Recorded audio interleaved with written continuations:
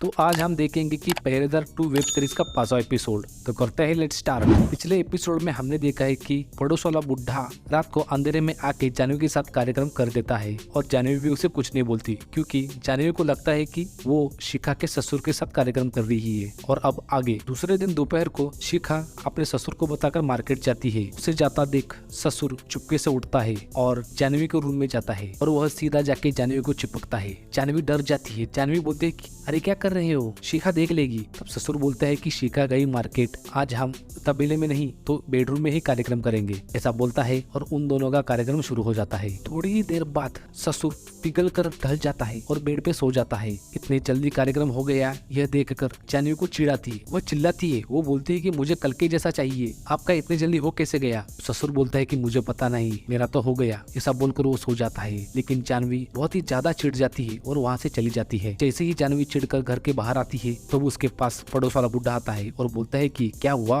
कुछ मजा नहीं आया, कल के जैसा मजा चाहिए। तो जानवी बोलते है कि आपको क्या पता कल के बारे में। तब वो बुढ़ा बोलता है कि कल तुम्हारे साथ जिसने भी कार्यक्रम किया था वो मैं था, अगर तुम्हें ऐसा ही अच्छा एहसास चाहिए तो शिखा के ससुर को छोड़ दो। ऐसा वह पड़ोस वाला बुढ़ा उसे प्यार प्यार से समझाता है और जानवी भी मान जाती है। शाम हो जाती है, जानवी तैयार होकर बाहर जाने लगती है। तब शिखा का ससुर जानवी को नजदीक लेने लगता है। यह देखकर जानवी चिढ़ जाती है। वह शिखा के ससुर का अपमान करती है। वह बोलती है कि आप बुढ़े हो चुके हो, अब आप में वो बात नहीं रही, मुझे छोड़ दो। और ऐसी बहुत सारी अपमानजनक बातें उस बुढ़े को सुनाती है और वहाँ से चली जाती है। यह अपमानजनक बातें सुनकर वह बुढ़ा शौक हो जाता है और नीचे बैठता है। वह जानवी के लिए शिखा को टाल रहा था। उसे अब अफसोस होता है क्योंकि शिखा उसकी बहुत ही इज्जत करती थी। रात को वह शिखा से माफी मांग लेता है। शिखा भी उसको माफ कर देती है। लेकिन जैसे ही वह शिखा के साथ कार्यक्रम करने जाता है तब शिखा मीठा मीठा बोलती है और उसे टाल देती है। उसके बाद दोनों भी सो जाते हैं। लेकिन थोड़ी ही देर के बाद शिखा की आंख खुल जाती है। वह चेक करती है कि ससुर जी सोए हैं या नहीं, लेकिन ससुर जी सो जाते हैं। वह गहरी नींद में होते हैं। तभी शिखा चुपके से वहाँ से जाती है। तब हम सोच में पड़ जाते हैं कि शिखा इतनी रात में कहाँ जा रही है। लेकिन थोड़ी देर बाद हमें पता चलता है कि शिखा तो पड़ोस वाले बुढ़े के पास गई है उसके साथ कार्यक्रम करने के लिए। और आखिरकार वो पड़ोस वाला बुढ़ा शिखा को पटा ही लेता है और इसी के साथ ये कहानी खत्म हो जाती है। कहानी पसंद आई तो लाइक शेयर कमेंट कीजिए और जुड़े रहने के लिए चैनल को सब्सक्राइब कीजिए। तो मिलते हैं अगले वीडियो में, तब तक एंजॉय।